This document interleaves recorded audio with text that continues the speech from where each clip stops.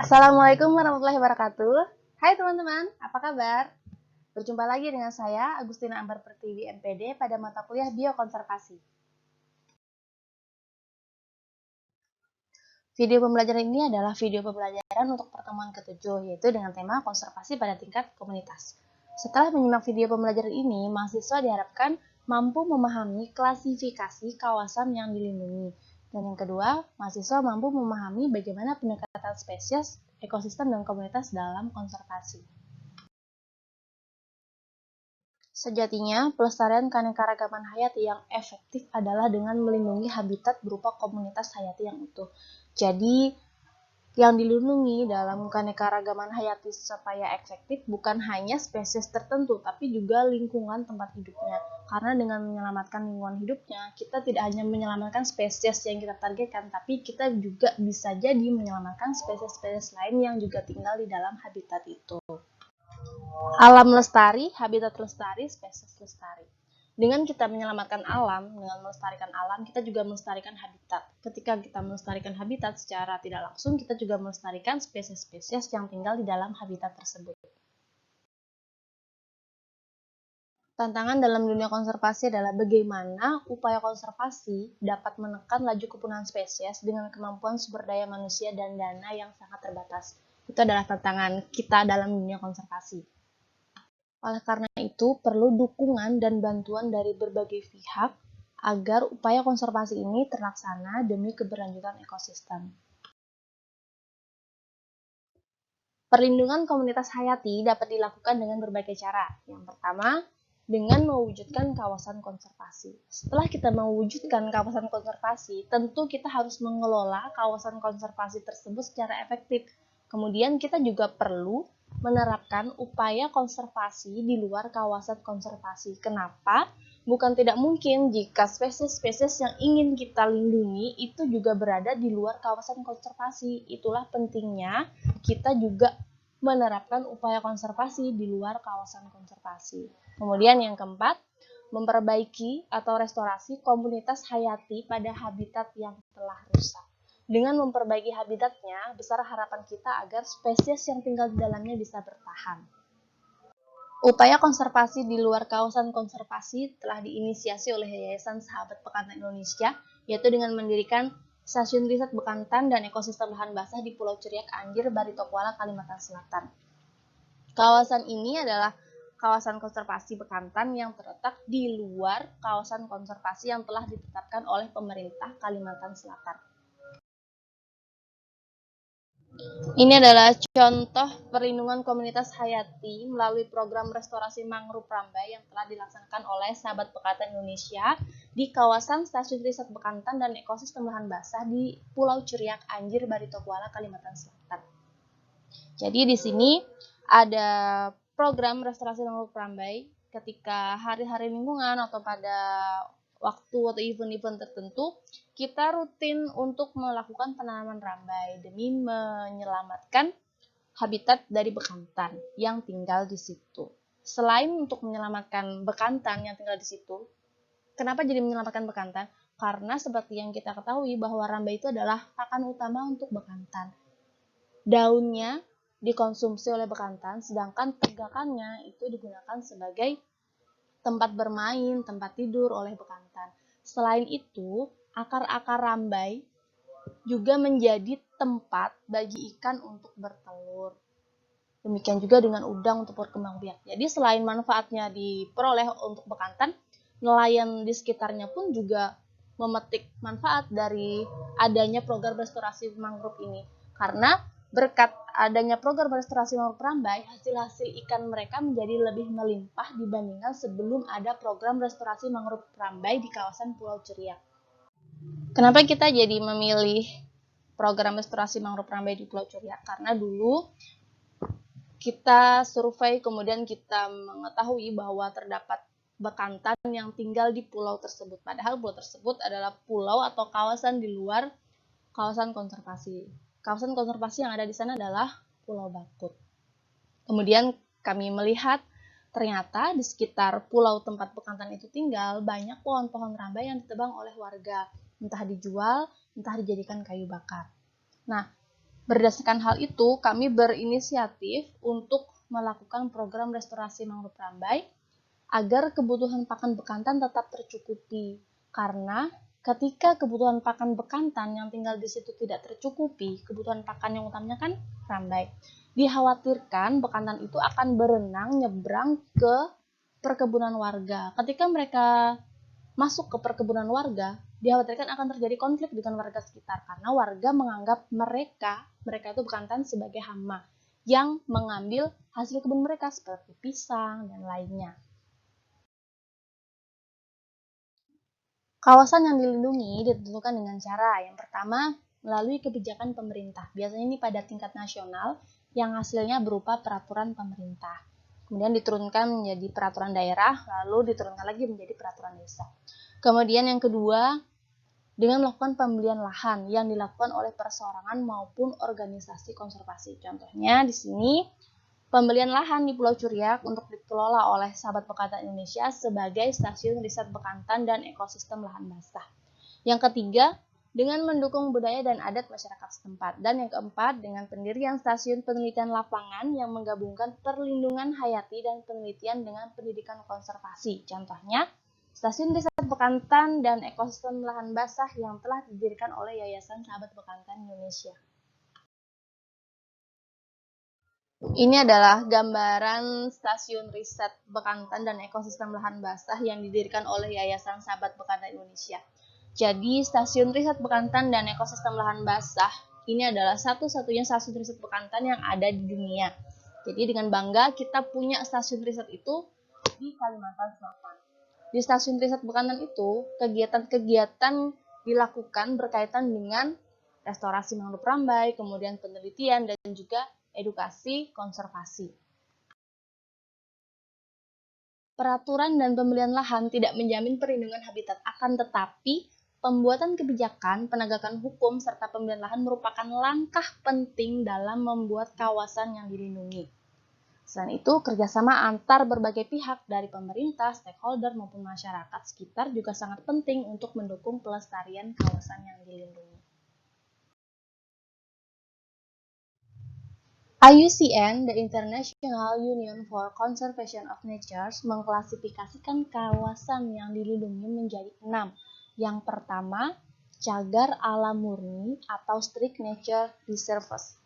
Ini adalah area atau daerah habitat alami yang melindungi biota dan proses alami dalam keadaan yang relatif utuh. Kemudian yang kedua ada Taman Nasional. Taman Nasional ini adalah wilayah yang sangat luas dengan keindahan alam dan pemandangan yang khas, di mana Taman Nasional ini sangat penting untuk tujuan ilmiah, pendidikan, dan rekreasi, baik skala nasional maupun skala internasional.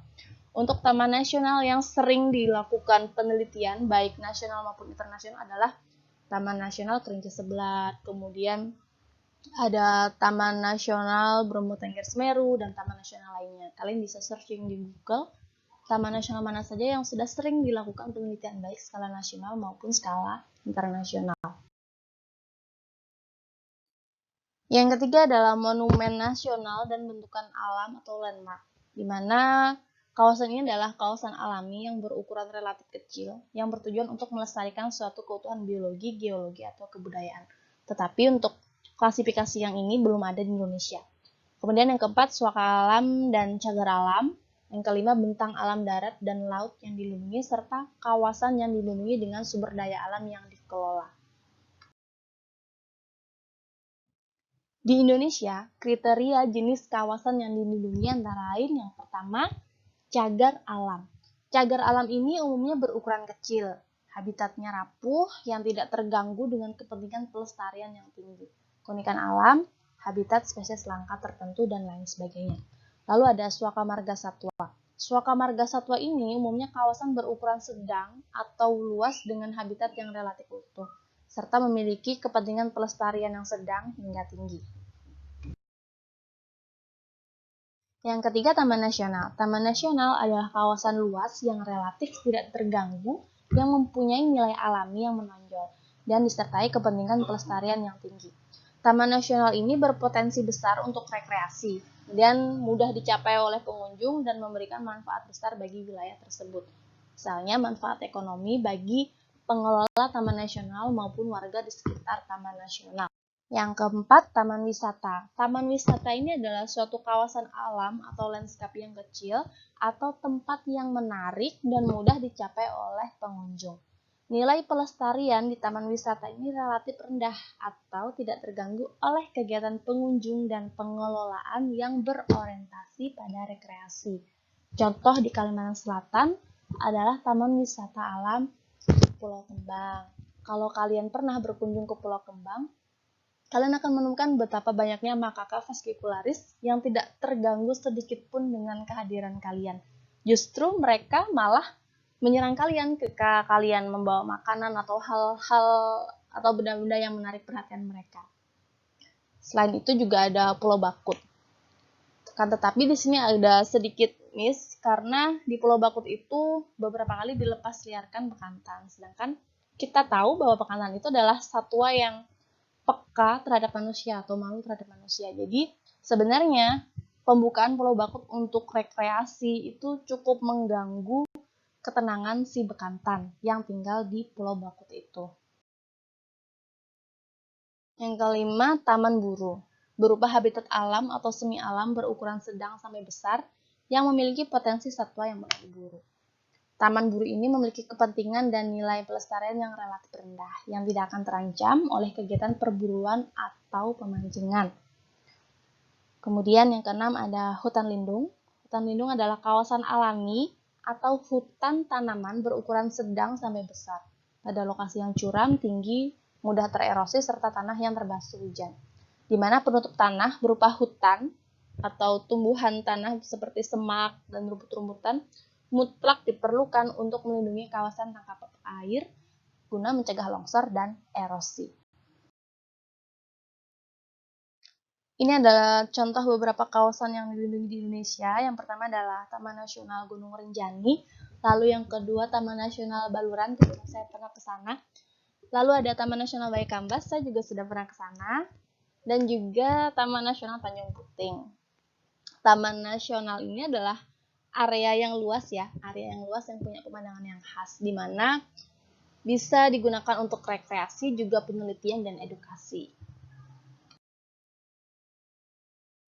Dalam penetapan prioritas kawasan konservasi, perlu beberapa pertimbangan, diantaranya pertimbangan berdasarkan kekhasan spesies yang ingin dilindungi atau yang ingin dikonservasi, kemudian keterancaman dari spesies itu, dan juga kegunaannya apa. Selain itu juga ada sistem penetapan prioritas kawasan konservasi, ada dua. Yang pertama melalui pendekatan spesies dan yang kedua melalui pendekatan ekosistem dan komunitas. Yang pertama pendekatan spesies. Pendekatan spesies ini sering diterapkan dalam membuat prioritas konservasi dengan melindungi spesies tertentu dengan jumlah yang sebanyak mungkin beserta komunitas dan ekosistem atau habitat tempat tinggal spesies tersebut. Cara kerja dari pendekatan spesies ini melibatkan pemetaan vegetasi. Vegetasi itu biasanya tumbuhan, kemudian membuat daftar spesies, mencari dan memantau spesies yang unik, kemudian memperkirakan jumlah keseluruhan spesies, serta mencari spesies baru dan hal menarik lainnya yang penting bagi konservasi. Ini adalah pendekatan spesies dalam penentuan prioritas konservasi. Yang kedua, pendekatan ekosistem dan komunitas. Sejumlah ahli berpendapat bahwa dalam upaya konservasi, ekosistem dan komunitas itu adalah sasaran utama dalam konservasi, sedangkan spesies adalah sasaran kedua. Logikanya, ketika kita bisa menyelamatkan ekosistem dan komunitas, dalam hal ini kita bisa sebut sebagai habitat. Ketika kita bisa menyelamatkan habitat tempat tinggal spesies yang akan kita lindungi, sudah tentu kita bisa melindungi atau mengonservasi spesies yang kita targetkan. Bahkan spesies lainnya pun juga turut terlindungi. Asal habitat tempat tinggalnya sudah aman. Beda halnya ketika habitatnya rusak, maka keberlangsungan hidup spesies yang akan kita lindungi belum tentu aman. Begitu juga dengan spesies-spesies lainnya. Makanya, ekosistem dan komunitas menjadi sasaran utama dalam upaya konservasi. Konservasi ekosistem tidak hanya melindungi spesies yang akan kita lindungi maupun spesies lain yang tinggal di dalam ekosistem itu, tetapi dengan melindungi ekosistem, kita juga membantu menjaga ekosistem untuk tetap menjalankan fungsinya dan jasa-jasa lingkungan, seperti pengendalian banjir oleh tegakan yang tinggal atau hidup di ekosistem tersebut, kemudian menyediakan pembangkit energi dari air, lalu menyediakan pakan untuk hewan ternak, lalu produksi kayu yang bisa dimanfaatkan oleh manusia baik digunakan maupun dijual, lalu perburuan dan pemancingan baik untuk dikonsumsi maupun dijual, dan juga rekreasi. Oleh karena itu, pendekatan ekosistem dan komunitas memang sudah seyogyanya menjadi sasaran utama dalam upaya konservasi. Beberapa situs warisan dunia, World Heritage Site, menurut Konvensi Warisan Dunia yang diprakarsai oleh UNESCO, IUCN, dan International Council of Monuments and Sites, terdiri dari Taman Nasional Serengeti di Tanzania, kemudian ada kawasan Sinharaja, Sri Lanka, lalu ada air terjun Iguacu di Brazil, hutan tropika humida Queensland di Australia, ada Taman Nasional Great Smoky Mountain di Amerika Serikat, dan di Indonesia, alhamdulillah, kita juga punya taman nasional yang masuk dalam situs warisan dunia, yaitu ada Taman Nasional Ujung Kulon, Konservasi Badak Cula 1, lalu ada Taman Nasional Komodo, Konservasi Komodo, kemudian juga ada Taman Nasional Lawrence, Taman Nasional Gunung Luser, Taman Nasional Kerinci Seblat, dan Taman Nasional Bukit Barisan Selatan. Demikian materi tentang konservasi pada tingkat komunitas. Semoga dengan kita mengetahui bagaimana klasifikasi konservasi pada tingkat komunitas, kita bisa turut membantu pemerintah dalam mewujudkan lingkungan yang lestari dan terlindungi. Terima kasih. Jika ada hal-hal yang kurang jelas bisa ditanyakan langsung di WhatsApp group atau di Google Classroom, atau boleh komen di feed ini. Jangan lupa untuk klik like dan subscribe. Terima kasih. Wassalamualaikum warahmatullahi wabarakatuh. Salam konservasi.